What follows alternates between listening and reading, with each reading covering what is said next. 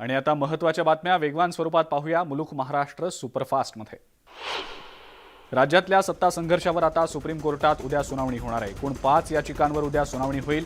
आज कोर्टामध्ये शिंदे गट आणि ठाकरे गटाकडून जोरदार युक्तिवाद करण्यात आला। लेखी युक्तिवादातल्या भाषेतनं आम्हाला कायदेशीर मुद्दे समजायला अडचण होत असल्याचं सुप्रीम कोर्टानं सांगितलं। शिंदे सरकारनं उद्धव ठाकरेंना आणखी एक मोठा धक्का दिलाय। आता 2017 सालच्या प्रभाग रचनेप्रमाणेच राज्यात स्थानिक स्वराज्य संस्था आणि पालिका निवडणुका होणार आहेत। महाविकास आघाडी सरकारच्या काळात वाढवलेली वॉर्ड रचना आता रद्द करण्यात आलेली आहे। शिंदे सरकारच्या या निर्णयामुळे मुंबई महानगरपालिकेतली वॉर्ड रचना जैसे थेच राहील। महाविकास आघाडी सरकारनं मुंबईतल्या वॉर्ड रचनेत बदल करून 9 वॉर्ड्स वाढवलेले होते। त्यामुळे मुंबई महानगरपालिकेतल्या नगरसेवकांची संख्या 227 वरून 236 झाली होती। शिंदे सरकारच्या या निर्णयामुळे आता पालिकेच्या नगरसेवकांची संख्या पुन्हा 227 वर येणार आहे। शिंदे सरकारच्या निर्णयानंतर पुण्यातली प्रभाग रचना सुद्धा बदलणार आहे। पालिका प्रभाग 3 ऐवजी 4 झाल्यानं पुण्यातील सगळीच राजकीय गणितं आता बदलणार असून प्रशासनाचं काम सुद्धा वाढणार आहे। हद्दवाढीमुळे पुन्हा नव्यानं प्रभाग रचना करावी लागेल। शिवाय आरक्षण सोडत सुद्धा पुन्हा एकदा नव्यानं काढावी लागेल। निष्ठेचं दूध पाजलं पण औलाद गद्दार निघाली अशा शब्दात उद्धव ठाकरे यांनी एकनाथ शिंदे आणि बंडखोर आमदारांवर जोरदार टीका केली आहे। जळगावमध्ये भाजपनं गुलाब पाहिलाय, त्यांना आता सैनिकांचे काटे बघायचे तशी टीकाही त्यांनी केली। शिवसेना पक्षाच्या शपथपत्रांचं आणि प्रतिज्ञापत्रांचे गठ्ठे घेऊन जळगावमधल्या शेकडो पदाधिकाऱ्यांनी मातोश्रीवर हजेरी लावली। त्यावेळेला उद्धव ठाकरे बोलत होते।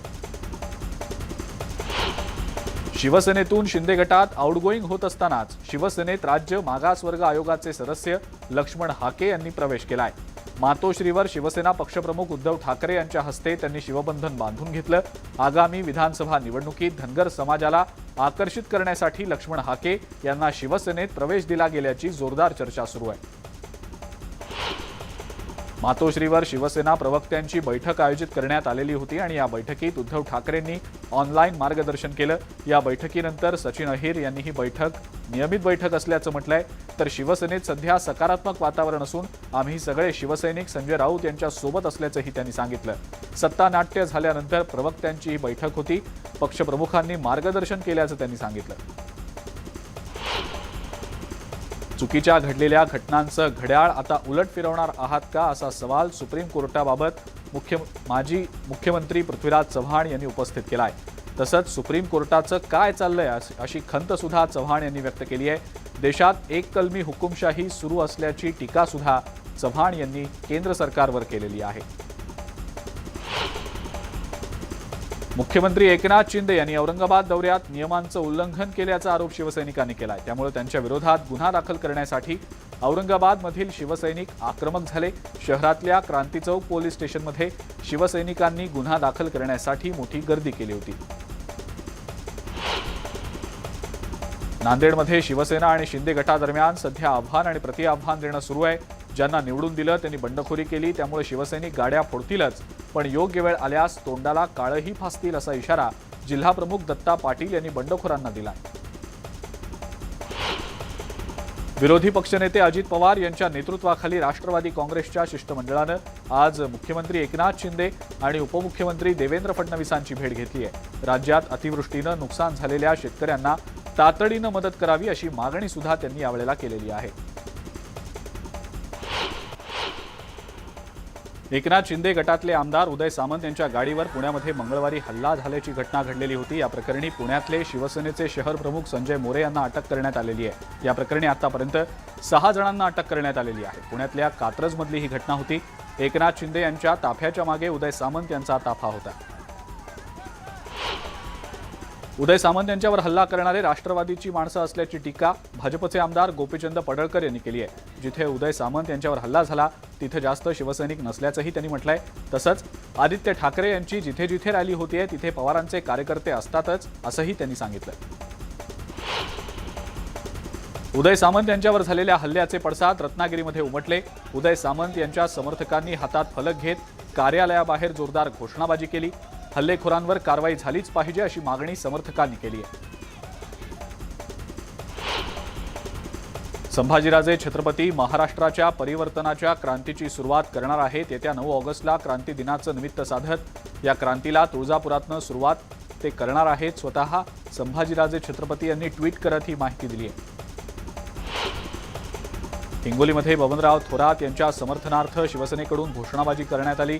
बबनराव थोरात यांच्यावर चिथावणीखोर वक्तव्य केल्याप्रकरणी गुन्हे दाखल करण्यात आलेले आहेत आणि या प्रकरणी आता गुन्हे मागे घेण्याच्या मागणीसाठी शिवसेना पदाधिकारी आणि कार्यकर्त्यांनी राष्ट्रपतींसह राज्यपालांनाही निवेदन दिलंय।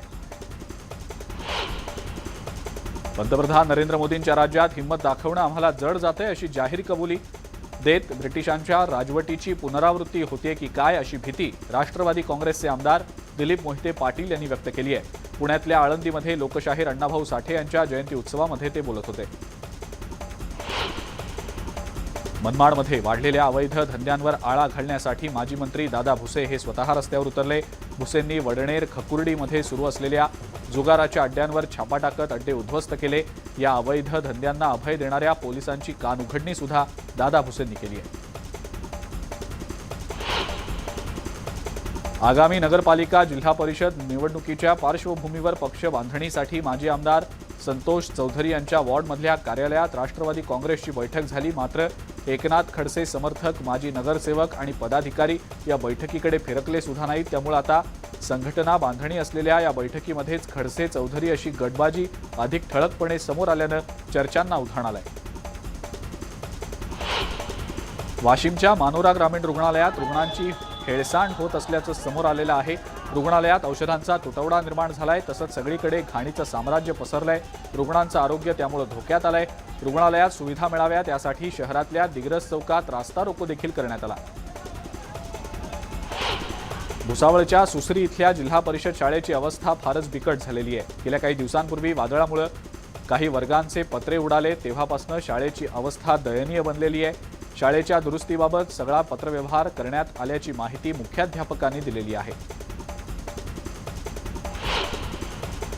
पुण्यातली 11वीची पहिली कट ऑफ लिस्ट जाहीर करण्यात आलेली आहे आणि गेल्या वर्षाप्रमाणे यंदा सुद्धा विद्यार्थ्यांचा सायन्सऐवजी आर्ट्स शाखेकडे ओढा जास्त असल्याचं दिसून आलंय। स्पर्धा परीक्षांच्या तयारीसाठी विद्यार्थ्यांचा कल आर्ट्स शाखेकडेच असल्याचं कट ऑफ लिस्टमधून समोर आलंय। पहिल्या फेरीत पुण्यात 11वीचे 42,709 प्रवेश निश्चित करण्यात आलेले आहेत। सोलापूरमधल्या अक्कलकोट तालुक्यात ढगफुटी सदृश पाऊस झालाय। बोरगाव गावात पावसाचं रौद्ररूप पाहायला मिळालं। नागरिकांच्या घरात पावसाचं पाणी शिरलं, नागरिकांचं त्यामुळे मोठं नुकसान झालंय। बोरगाव, धोळसगाव, किणीवाडी, काझी, कणबस, बादोले यासह इतर गावांमध्ये पावसानं थैमान घातलंय। परिसरातल्या नद्या नाल्यांना अक्षरशः पूर आलेला आहे। गेल्या काही दिवसांपासून विश्रांती घेतलेल्या पावसानं आता कोल्हापुरात पुन्हा एकदा दमदार हजेरी लावलेली आहे। शहरासह परिसरात जोरदार पावसामुळे शेतकऱ्यांमध्ये आनंदाचं वातावरण आहे। वाशिम जिल्ह्यातल्या शेलू बाजारसह परिसरात पुन्हा एकदा पावसानं हजेरी लावली। जुलै महिन्यात सलग झालेल्या मुसळधार पावसामुळे हजारो हेक्टरवरच्या पिकांचं नुकसान झालंय। त्यातच आता पुन्हा एकदा पावसानं हजेरी लावल्यानं शेतकऱ्यांच्या कामांमध्ये आता अडथळा निर्माण झालाय।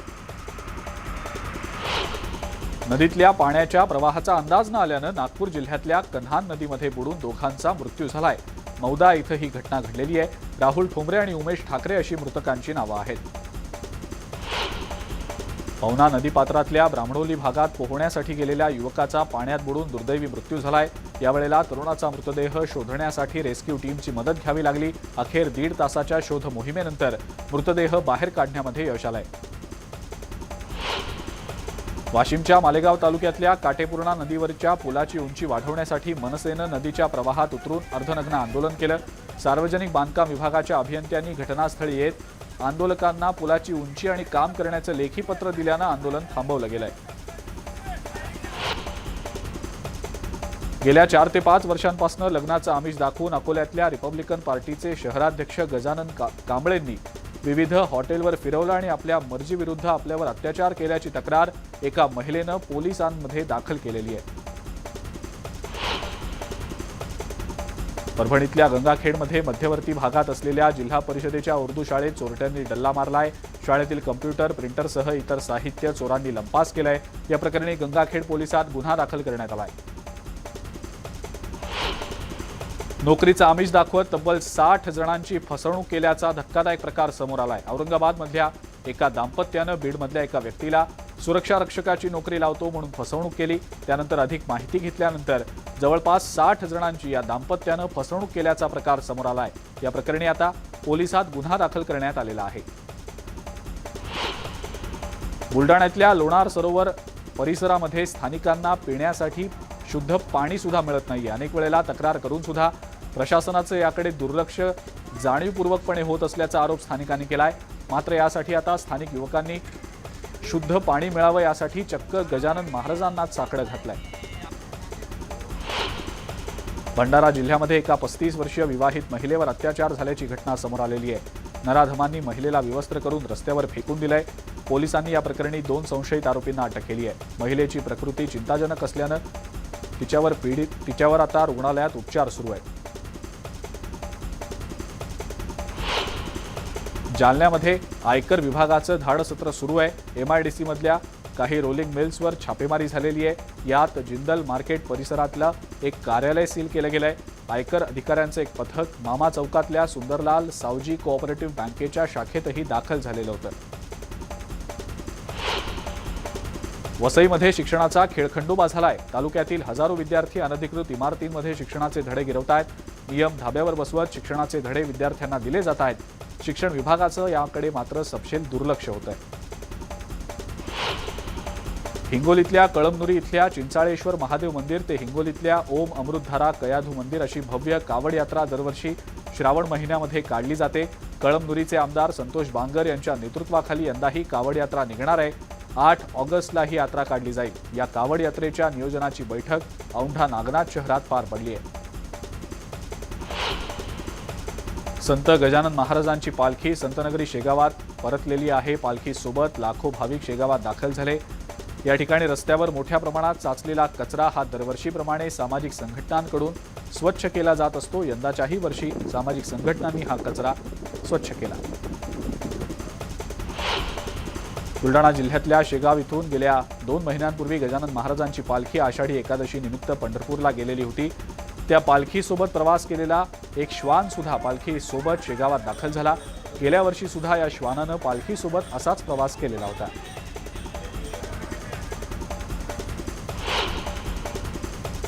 आणि या सगळ्या महत्त्वाच्या बातम्यांसोबतच मुलुख महाराष्ट्र सुपरफास्टमध्ये वेळ झाली इथंच थांबण्याची। ताज्या बातम्या आणि अपडेट्ससाठी बघत राहा फक्त न्यूज 18 लोकमत।